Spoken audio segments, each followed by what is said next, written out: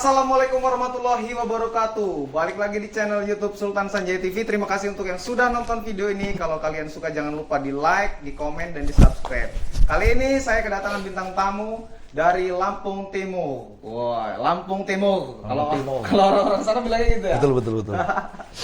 Namanya Amanda Wijaya. Halo, apa Sehat, kabar? Bang. Sehat. Alhamdulillah sehat, makin subur. Iya bang.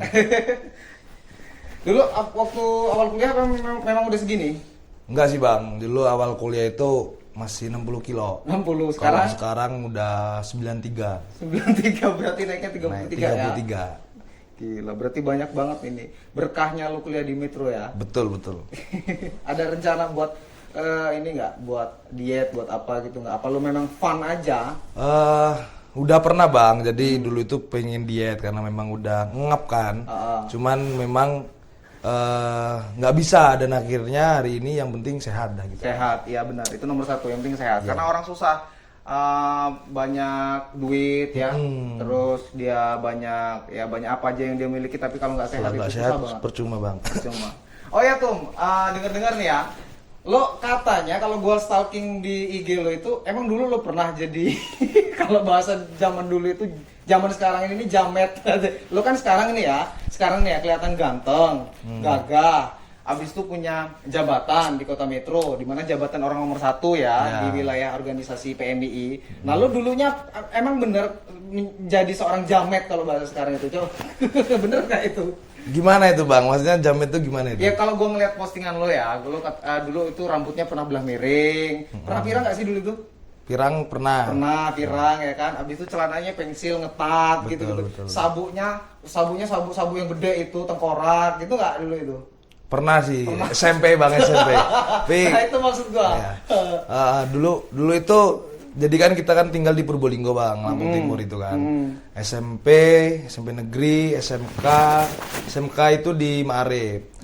Nah itu tuh dulu itu namanya SMK bang, kita tuh sering namanya tawuran. Kita sering namanya ribut sama SMK lain atau SMA lain. SMK mana? SMK Maarif NU 1 Purbolinggo itu. Padahal SMK agama ya, tapi sering tawuran. Iya, karena kan swasta, dan di sana itu SMK cuman ada tiga SMK, dan itu sering bang namanya tawuran sama STM, sama Semansa, sama SMA Muhammadiyah, kira-kira gitu. Nah, dulu itu kita orang itu kayak rambut pirang, itu sering bang, karena dari SMP itu Manda tuh sering kalau namanya ngapa ya, jadi anak jalanan lah. Kita dulu tuh ngepang, nonton konser, bukan ngepang ya, nonton konser, numpang di truk, itu SMP. Mulai SMA itu ada elit dikit lah, kita itu jadi anak metal, terus anak hip hop juga udah pernah. Jadi semua udah kita lalui ngomongin tentang ke dunia musik. Tapi yang lebih seru lagi yang ngomongin itu, Manda dulu di SMK pun pernah diomongin jadi panglimanya perang SMK. Mantap. Karena terakhir saya kayak gitu itu waktu perpisahan, coret-coret. Memang hobi lo ya berantem itu ya. Kenapa nggak ikut silat aja, hobi di artinya mewujudkan kemampuan lo itu di silat aja. Kenapa harus itu? Udah pernah bang ikut silat itu. Adalah silat tapi nggak perlu disebutin. SD, dari SD kelas 6 itu ikut silat. Itu sudah hampir selesai. Ya setengah tahun lagi selesai lah. Cuman karena nggak diizinin sama orang tua, akhirnya ini. Saya tuh di keluarga tuh keras bang, jadi nggak boleh namanya keluar malam dan lain-lain. Maka dari namanya kita cowok nggak boleh dilarang keluar main. Akhirnya ya itu tadi. Malah jadi dong. Ya. Gitu kira-kira. Hukum dibuat itu kan untuk Langgar. Iya. Lu berapa saudara tuh ini? 3 bang. 3 saudara. Jadi nomor 2 ada adik cewek sama abang. Ya. Jauh nggak umurnya? Abang itu 6 tahun, kalau adik itu 11 tahun. Itu dulu abang lu kayak gitu juga nggak? Maksudnya ini juga nggak, hobi nggak? Kalau abang itu lebih keras. Orangnya pendiam malah. Malah lebih pendiam. Katanya kan anak nomor 2 itu beda sendiri bang. Kata orang-orang gitu. Ya itulah di SMK itu masa suramnya itu jadi panglima. Dulu di kampung gue itu dulu masih ada, nggak tahu kalau sekarang ya. Apa itu bang? Ya kayak gitu, pakai baju jelabong ya kan, bawanya motor King, pakainya pantopel ya kan. Kalau di perapatan di lampu merah itu trek, nggak peduli dia sama lampu merah. Ini dulu bajunya The Dexter kayak gitu bang. The Dexter itu sekarang masih ada. Kalau Kid Rock masih ada. Ya, masih ada semua itu bang. Kalau masih ya sekarang masih ada. Oh iya gila itu ini banget itu legend banget Yoi. baju itu. Itu bang. Tapi sekarang lebih ya beda banget lah kalau sekarang ini. Gua lihat dari style lo aja ya kan polos ya kan kemeja polos juga hitam putih. Karena jadi ketum aja bang kayak gini. Oh gitu. Kalau nggak jadi ketum lo kayak mana emang? Karena saya tuh orangnya bukan apa sih orang yang suka fashion bang. Oh gitu. Yang jelas untungnya saya kuliah di teknik, saya Fakultas Teknik UM Metro bang. Jadi untungnya itu karena di teknik itu kita nggak adu fashion bang. Beda sama ekonomi atau hukum. Hukum ya. Nah, itu dia memang fashion, Matches. harus matching kan gitu kira-kira. Nah, kalau teknik saya suka bang. Dulu itu kuliah pertama itu sendalan bang. Sendalan itu eger, habis itu celana sobek sama kaosan mungkin gitu. Emang boleh kuliah pakai sendal? Boleh bang, kami orang boleh. Tapi kalau dimarah dosen ya kita denger aja, namanya dimarah bang kan Oh kira-kira gitu. iya. Karena itu tadi ya hukum dibuat hukum, untuk dilanggar. betul. Oke. Terus. Nah habis itu ya mulai berfashion itu ya karena kita tahu lah semakin berkembang semakin kita harus menjaga apapun itu. Tapi kan bertolak sebenarnya. Lo kan sekarang menjadi ketua umum ya kan, dimana ketua umum itu harus punya marwah kan, harus punya marwah. Lo tau lah pejabat itu harus punya marwah, harus menjaga penampilan, habis itu menjaga bicara juga supaya nggak salah. Sedangkan lo tuh di awal fashionnya ya berantakan, bahasa Inggris, bahkan lo dulu pernah gondrong kan? Ya gondrong 2 tahun itu 2 bang. tahun. Itu kan itu sempat apa yang ada di pikiran lo? Kenapa lo mau berubah menjadi itu? Kalau berbicara itu tadi lah bang, ngomongin semakin dewasa, semakin kita tuh berkembang, artinya ada hal-hal yang ya itulah, dimana kita berpijak ya kita harus ngikutin lah alur apa yang harus kita lakukan hari ini. Karena menurut saya celana sobek-sobek, rambut gondrong itu bukan fashion saya hari ini lagi. Walaupun memang saya apa adanya, hari ini pun begitu bang.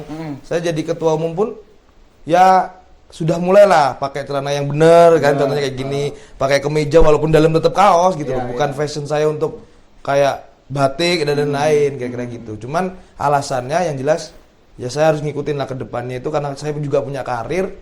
Jadi apapun hal yang itu ya harus kita ikutin alurnya bagaimana. Benar. Karena memang iya, gua dulu pernah dapat pencerahan dari guru gua tuh gini. Apa yang membedakan orang umur dari 15 sampai 25? Itu yang membedakan apa? Itu cuma satu, ilmu. Iya. Nah, semakin kita tahu ilmu, semakin kita tahu apa namanya cita-cita kita, semakin kita tahu dunia ini ke depan bagaimana, itu yang merubah diri kita atau sikap kita atau pola pikir kita kan. Yang tadinya kita bodoh amat, sekarang udah nggak bisa dong. Bener. Mungkin itu yang lo rasain juga ya Bener, pada Bang, saat bener. ini ya. Lo ada nggak mentor yang benar-benar, maksudnya di mentor bukan mentor akademisi ya, tapi mentor bener-bener kehidupan, ngaji alam lah, ngaji dunia lah istilahnya. Ada nggak lo itu? Saya mulai ya kita ngomongin kebatinian lah bang ya itu ya. Spiritual, ngomongin dunia. Dulu ya itu tadi masa kelam saya ngomongin metalan, hip-hopan, terus gembelan. Saya suka regian juga. Pernah di tende nggak dulu? Apa? Di tende? Enggak pernah. Karena itu paling pantangan buat keluarga. Tato, tinde. Alhamdulillahnya walaupun kawan-kawan tato, tinde, saya nggak sendiri bang. Nggak terjebak ya? Nggak terjebak kira-kira gitu. Nah dari hal-hal itu dapatlah suatu momen kayak kok hidup saya begini. Akhirnya Lu merenung jelas itu tengah malam apa gimana? ya yang jelas itu ada tumburan inilah, tumburan situasi lah antara hati, pikiran dengan kondisi. Dan akhirnya saya belajar ngomongin tirakatan. Ya ada gurunya, memang ada gurunya. Ya kiai, ustadz sekitaran situ yang memang bisa menjadi motivator saya. Akhirnya belajarlah yang namanya agama itu karena saya memang bukan basicnya dari pondok bang. Jadi belajar itu ngomongin spiritual, tirakatan, Pelan-pelan belajarnya ya. hodam dan lain-lain itu ya dari memang amalan-amalan lah kira-kira dari situ. Dari dulu karena saya ketemu kiai pun ke pondok saya cuma nanya satu bang, Apa? gimana cara ngontrol emosi? Karena lagi-lagi masa kelam saya dulu, saya itu panglima tawuran dulu itu bang. Piil tuh masih kenceng bang, karena ibu tuh Lampung, ibu Lampung, bapak Jawa, tapi secara adat di rumah itu Lampungnya yang kenceng. Lampungnya. Kita ini keluarga yang memang tegas ngomongin tentang kehidupan. Jadi lo nggak suka sama gua, lo nyenggol gua, lo ngedarain gua, ya kira-kira kita bisa sebaliknya kira-kira gitu. Bahkan lebih kejam daripada Nah, apa makanya yang itu. Setelah itu belajar spiritual, ngaji, sama Yai sama Ustadz, akhirnya dapet lah, kenal lah namanya organisasi Nahdlatul Ulama itulah. Sebelum itu, lo pernah melakukan apa yang memang bener-bener menurut lo itu fatal banget karena keegoisan lo atau karena ketemperamentalan lo waktu itu? Lo pernah jadi panglima, oke, tapi itu kan pangkat ya, itu kan jabatan ya, atau sebutan. Julukan lah, julukan. Nah, kalau ini apa yang pernah lo lakuin sehingga itu memang bener-bener fatal menurut lo? Nggak ada sih bang, yang jelas kalau untuk ngomongin hal fatal itu hari ini malunya karena kayak ngapa sih dulu sering ribut, ngapa sih dulu begini begitu, kayak ngerasa malu aja gitu loh bang. Ya walaupun dulu tuh memang ya itu tadi kita punya prinsip yang kenceng gitu loh bang, tapi Manda ini dari dulu kalau nggak disenggol orang nggak mau nyenggol bang. Tawuran pun ya karena memang kita diusik kira-kira gitu, dan itu kalau lo nggak mulai kira-kira gitu. Kalau lu jual, gue beli. Betul. Tapi kalau untuk hal yang memang benar-benar fatal, alhamdulillah nggak ada lah. Cuman kayak penyesalan ngapain ribut, nah itu ada gitu. Gue pernah soalnya dari cerita lo itu, tapi masih kecil banget tuh. Jadi waktu masih umuran SD kelas 1 atau bahkan kelas 2 SD itu ya, gue main lah sama kita kan anak-anak kampung ya, mainan sama anak kampung. Nah waktu itu kan mainan anak kampung itu kan nggak yang sewah sekarang ini, udah gadget nggak main HP kan. ya bang ya. Dulu itu kan mainannya ya pisau ya apa namanya bambu, kayu segala macam, di mana itu difasilitasi untuk bermain, untuk membahagiakan diri masing-masing kan. Yeah. Nah suatu ketika gue pernah rebutan sama kawan gue celurit. Habis itu gue megang celurit terus direbut sama dia, nggak tahu katanya buat apa, nggak sengaja, cuman celuritnya kan celurit udah tumpul dan jelek ya, maksudnya nggak yang tajam banget, enggak. Kata orang-orang abis gue megang itu gue bacok kepala anak itu, katanya dia. Gue juga nggak tahu sebenarnya, gue nggak sadar sampai sekarang ini, gue inget-inget kapan gue bacanya itu tuh nggak ketemu, tapi orang bilangnya gitu, cuman nggak parah memang, jadi kayak luka sobek aja, sobek sedikit lah, paling gitu kan, kayak seberapa sih anak kecil ya kan. Nah habis itu orang tuanya ngelapor ke orang tua gue, terus orang tua gue bawa si korban ini kan, si kawan gue ini kan ke rumah sakit segala macam, gue obatin. Nah, nggak lama kemudian besoknya anak itu jatuh, hancur di sininya kan, naik naik sepeda apa jatuh. Yeah. Udah hancur lebur, robek, luka segala macam, nggak dibawa-bawa berobat. Berarti karena dulu itu aja bang ya? Iya. Gue ngerasa waktu itu pernah itu sih, tapi kalau karena itu juga tanpa kesadaran dari diri gue sendiri. Nah kalau hal yang kayak gitu pernah bang, matain tangan orang pernah. Nggak sengaja. Nggak sadar kayak niat nggak maksudnya? Nggak niat, kita bercandaan, kita bercandaan ngaji, masih SD itu ngaji kita kan. Habis itu dia ngehina saya kan bang. Dia naik di meja, saya tendang mejanya, jatuh mata. Ngehinanya gimana waktu itu? Ya guyonan anak-anak kecil lah bang yang jelas. Iya. Karena dan SMA itu juga yang memang hari ini masih kayak saya sesali bang. Dulu tuh kemana-mana sih di jok motor itu bang. Itu ada bang. Kalau kita ngomongnya bade itu. Di mana-mana saya bawa itu bang. Pertama untuk melindungi diri, itu yang jelas. Sama hal-hal yang memang menjadi itu tadi lah. Kita ribut-ribut biasa lah, namanya zaman muda itu kita di Purbolinggo lah, mungkin kawan-kawan dari Purbolinggo mungkin kalau seangkatan saya bang ke bawah atau ke atas malahan itu malah paham ya? Harusnya paham gitu. Oke. Mantap. Oke Tom, ke pertanyaan selanjutnya, lo kan sekarang ini ketua umum nih, ketua umum PMII, dan itu menurut gua sesuatu yang lu bawa itu berat, menurut gua berat. Apa yang lu sanggah lah ya menjadi ketua umum itu kan.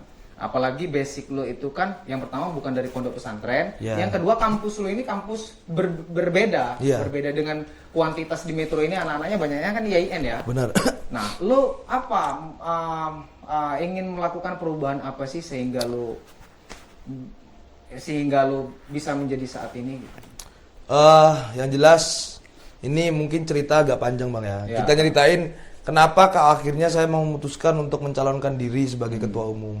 Yang jelas saya tuh dari SMA itu memang nggak suka namanya organisasi. Saya nggak ikut IPNU, IPPNU nggak ikut.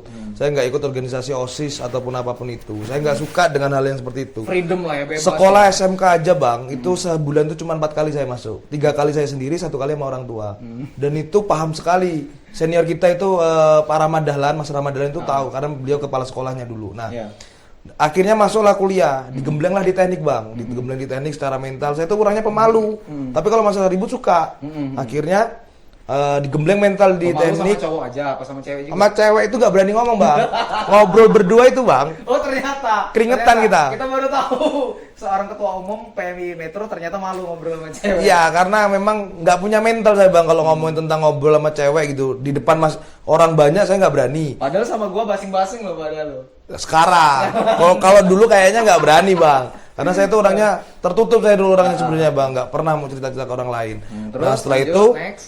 mental dibentuk di teknik, baru di situ tahu oh ternyata sosial itu berharga, oh ternyata habluminanas berkomunikasi saling tolong menolong ke manusia itu berharga, rasa kekeluargaan itu begini itu di teknik dikenalkan. Setelah itu semester 3 saya ikut PMII Mapaba, di situ kajian-kajian yang memang saya cari ngomongin tentang spiritual, intelektual, keakademisian yang lain-lain itu ada di PMII. Dan sampai akhirnya saya mencetuskan sebelum saya nyalon itu saya kerja udan bang. Kalau saya ego, memperkaya diri, mending saya kerja bang. Karena saya cuma ngawas di perumahan dan lumayan lah kira-kira gitu bang. Hasilnya ada lah ya. Sesuai dengan jurusan saya teknik sipil. Tapi ada yang lebih penting bang. Manda nggak bisa seperti ini kalau bukan karena belajar di PMII. Nggak belajar di teknik. Tapi akhirnya kenapa memutuskan untuk menyalonkan diri jadi ketua umum? Karena memang saya pengen mengabdi, mengabdi di PMII. Kira-kira saya punya pemikiran hal seperti ini ya untuk PMII. Alasan pertama, bagaimana kita melihat bareng lah ngomongin tentang mahasiswa hari ini, ngomongin tingkat aktivis saja sudah dikit bang. Semua megangnya gadget, Android, main game, nongkrong, nongki sana sini, mak jelas. Nah itu yang memang buat saya kayak ya hari ini harus ada konsepan yang jelas ngomongin literasi, ngomongin tentang akademisi, sosial. Nah saya pengen tuh kader-kader PMI hari ini tuh kalau berhikmat ya berhikmat aja, bukan mengatakan berhikmat tapi melihat suka tidak sukanya dengan yang kita hikmatkan atau yang kita obrolkan. Makanya hari ini yang saya tekankan itu yang ngomongin tentang digitalisasi, literasi, sosial, sama ngomongin tentang kajian-kajian intelektual gitu kira-kira bang. Jadi ada 4 poin yang pengen yang menjadi modal untuk lo bawa supaya dapat melakukan perubahan di PMI Metro. Ya, benar. Yang pertama digital, digitalisasi, yang kedua literasi, terus ngomongin sosial sama kajian intelektual. Kajian intelektual, ngeri itu kajian semua itu. Lo yang kayak gini dapat referensi dari mana? Apa lo lihat dari cabang-cabang lain atau memang berdasarkan kultur budaya Metro di PMI di Metro sendiri? Yang jelas, yang pertama melihat dari pola kaderisasi atau gerakan-gerakan cabang sebelumnya itu pun menjadi motivasi saya untuk bagaimana nih apa yang kurang, apa yang sudah bagus kita lanjutkan, apa yang kurang sebelum kita perbaiki. Gua sih? Enggak, zamannya Tumari. Tumari. Setelah sebelum Tumari baru zamannya Bang Edo dan Mustafa. Nah itu dari situ saya melihat oh kak begini, oh ini bagus. Nah dari situ mulailah. Sama satu lagi bang lupa tadi ketinggalan itu ngomongin tentang kajian spiritual. Dan saya nggak pungkiri bang jadinya saya itu memang ada terlibatan dengan spiritual semua lah gerakan manusia itu. Nah kader PMI hari ini kekurangannya di situ. Walaupun saya bukan anak pondok gitu loh bang. Tapi kan susah kalau kita berbicara spiritual susah karena itu sudah menyangkut manusia dengan Tuhan. Kita nggak punya hak dong untuk menghakimi atau untuk merubah pola itu. Bener. Nah, lo punya keyakinan apa, sekuat apa sehingga lo punya menekat masuk di wilayah itu? Yang jelas apa yang memang saya rasakan dan saya jalani hari ini itu bisa kita ceritakan ke kader-kader ngomongin tentang intinya spiritual, adanya terlibatan dengan hal-hal gaib spiritual dan lain-lain karena mungkin kawan-kawan nggak semuanya suka di bagian spiritual atau bahkan kalau tadi Bang Edo bilang ngomongin itu nggak ada hak kita tapi kalau kita mengajak dengan apa yang memang kita jalani nyata kemungkinan mereka akan tertarik bang tinggal stimulus atau bungkusannya makanya ya artinya tetap diupayakan istiqomah lah ya makanya ada rutinan-rutinan yang memang ngomongin tentang kajian spiritual ngomongin amalan-amalan spiritual belum mendasar sampai ngomongin tentang hal-hal yang lebih besar lagi. Jadi motivasi besar lo untuk membawa kader PMI ini ke wilayah spiritual tadi apa aja? Istiqomah. Yang jelas ikhtiar, doa sama tawakal. Itu kunci hidup saya sih bang. ikhtiar, usaha, doa, sama komitmen itu tadi, tawakal. Karena kalau kita cuma doa-doa aja, yang gimana Allah mau tahu seberapa usaha kita? Kalau usaha-usaha aja tanpa spiritual atau doa, melibatkan hal goib, ya gimana caranya juga? Karena hidup kita ini ya hablum minallah kan gitu. Nah, yang terakhir itu ya tawakal. Itu yang paling susah. Hari ini pun saya masih coba untuk belajar lagi. Gitu. Terus orang tua lo itu komplain nggak sampai jauh ini? Lo kan harusnya bisa kerja yang dimana sesuai dengan jalur lo ya kan sebagai anak teknik dan menghasilkan uang. Karena gue tahu menjadi anak teknik ini nggak murah, Benar. mahal ya kan. Gimana pendapat orang tua? Awal bang, saya ber-PMI itu 2018. Saya telat ber-PMI karena memang 2015 itu semester 18. 18 semester 3. 3. Saya itu nggak percaya PMI itu ada di UM, makanya saya nggak ikut waktu itu. Dan 2018 ikut PMI, waktu saya mau nyalon jadi ketua komisariat, IP itu turun. Yang tadinya 3 ke atas terus jadi 2,6. Marahlah orang tua, ibu, bapak, karena memang itu tadi bang, di kuliah di teknik sipil itu lumayan lah. 2 semester aja itu udah habis kita 20 juta untuk kuliah, belum sama makan, sama kita nongkrong, kita kontrakan dan lain-lain lah. Biaya kos apalagi kan. Nah dari situ marah, tapi di situ saya buktikan, saya bilang ke ibu, kita bukan bikin inilah perjanjian. Kalau di semester 4 nanti nilai saya turun atau di bawah 3, saya keluar semua dari organisasi bang. Dari semua organisasi yang saya ikutin, Karang Taruna, ngomongin terus di komunitas-komunitas kecil, sampai ke PMI, teknik, ke NU juga saya keluar semua. Tapi setelah itu saya buktikan, semester 4 itu IP saya itu 3,00.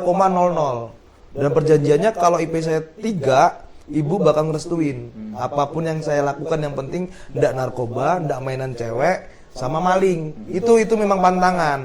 Dan akhirnya ibu bilang juga, percuma kamu di Metro berkarir, percuma kamu di Metro punya posisi jabatan, tapi kalau di desa kamu tetap jadi Manda yang dulu yang saya ceritakan tadi, Manda yang masih suka nongkrong lah kan gitu.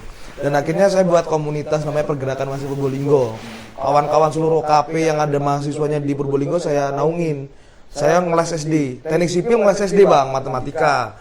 Dari situ namanya kita di desa, tetangga bilang, oh anakmu tuh yang ngeles tuh. Bangga lah orang tua, karena nama kita dikenal sama masyarakat. Karena ngeles sekarang itu kan udah nggak gratis bang. Berarti kompak ya teman-teman teknik ini ya sebenarnya ya? Ya enggak, kalau di Purbolinggo itu bukan teknik, semua mahasiswa dari IAIN, Unila, yang penting dia domisilinya Purbolinggo. Oh gitu, jadi kayak ikatan mahasiswa Purbolinggo. Ah iya gitu, namanya Pergerakan waktu itu. Itu lo yang buat? Ya gue yang buat. Vakum-vakumnya karena memang saya jadi ketua komisariat gitu, saya tinggalkan kira-kira gitu. Tapi nanti tetap ada orientasi untuk dilanjutkan ngomong sosial. Gitu bang kira-kira. Terus sampai sekarang anak-anak itu yang ngajarin itu masih tetap konsisten juga? Udah enggak kalau yang ngeles itu, karena kan waktu itu saya masih punya posisi wakil Karang Taruna di desa. Saya jadi wakil Karang Taruna dari. Banyak jabatan lo ini ya, lo yang udah lo pegang itu apa aja sih? Coba yang pertama PMI. Yang pertama hari ini ya, dari awal apa hari ini bang? Dari awal semuanya. Dari awal, dari mulai SMA lah ya. SMA itu saya jadi founder sama ketua stand up komedi Lampung Timur. Jadi bisa stand up lah kita ini. Terus kedua, jadi people yang manajemen, founder sama ketua. People yang manajemen itu apa ya? OC-nya pelaksanaan stand up sama musik akustikan. Terus ketiga, terus jadi wakil Karang Taruna di Desa Taman Sari. Keempat, founder sama ketua Pergerakan Mahasiswa Purbolinggo. Terus sekarang PMI di UM pernah jadi ketua KOM. Sekarang PMI di cabang. Dan pernah juga ngediriin founder ngomongin tentang gerakan intelektual GKIM itu yang kemarin belum lama itu. Iya, jadi ya wajar lah. Jadi wajar kalau hari ini teman-teman yang di Metro menganggap bahwasannya kenapa Manda yang jadi ketua umum, karena beliau ini secara kualitas, bukan secara kualitas, tapi secara penempaan diri dia sudah banyak yang dilalui, sudah banyak yang dipegang, sudah banyak yang dikelola. Bahkan ada berapa tadi? 8 tadi. Sama ada ketinggalan sekretaris BPM teknik. gitu. Itu legislatifnya teknik dan Internal kampus. pernah diakui sebagai Prisma UM juga bang. Itu harus saya keluarkan hari ini karena itu sejarah bagi saya karena UM itu nggak ada nggak ada. MOM loh isinya orang-orang ini semua, EMM semua. Jadi ceritanya itu lucu bang. Kita itu urusan lo bukan ngomongin presiden tandingan jangan-jangan lo ya. apa sih bang yang waktu demo di Bandar Lampung itu Prismanya masih Munib itu. Nah itu kita ada ini aliansi memanggil apa aliansi RUU PKS. Lampung memanggil. Nah itu akhirnya saya ngajakin kawan-kawan UM itu prodi-prodi himpunan itu untuk kumpul untuk bahas itu. Saya ketua aliansinya dan saya yang masuk grup Prisma se Lampung dan akhirnya saya dipanggil pres. Dari situ saya jadi presiden mahasiswa 3 bulan di UM kira-kira gitu menaungi semua jurusan. Lo konsultasi nggak sama pihak kampus? Gak ada yang tahu. Nggak ada yang tahu. Dan akhirnya ya lambat laun aliansi itu tak buat lagi. Saya bubarkan karena sudah tidak produktif kira-kira gitu. Oke Tum, gua ada pertanyaan nih buat lo nih. Oke, siap. Silakan dijawab dengan singkat padat dan jelas ya. Yang pertama, arsitek atau politisi? Arsitek dan politisi. Satu aja dong. Satu aja. Politisi. Politisi. Pengusaha atau penguasa? Pengusaha. Pengusaha. Ya. Pengusaha, oke. Nah, ini yang agak seru nih. Pacar banyak tapi biasa atau satu pacar tapi luar biasa? Satu pacar tapi luar biasa. Oke. Jarang lo ketemu punya satu pacar ini. Oke, yang terakhir, setelah lulus pengen dapat kerja dengan gaji tinggi atau pengen dapat kerja gaji biasa tapi disukai? Kecil tapi disukai. Kecil tapi disukai, alasannya? Karena lagi-lagi sosial itu tadi bang. Sosial. Itu yang paling penting. Brand design kita secara hidup lah. Gitu. Mungkin itu aja yang bisa kita obrolin Betul. Di sore hari ini. Kalau teman-teman ada yang pengen ditanyain, silakan komen, ditulis dalam kolom komentar. Dan juga kalau misalnya teman-teman yang di luar dari organisasi mau pengen tahu kepo dengan Instagramnya Amanda Wijaya, silakan nanti dilihat di bawah ini, gua tulis di Siap. deskripsi. Mungkin itu aja ya. Siap. Makasih banyak. Ini Siap waktunya. juga, Bang. Semoga Siap. sehat selalu dan sukses berPMI. Siap. Wassalamualaikum warahmatullahi wabarakatuh. Salam ngobrol.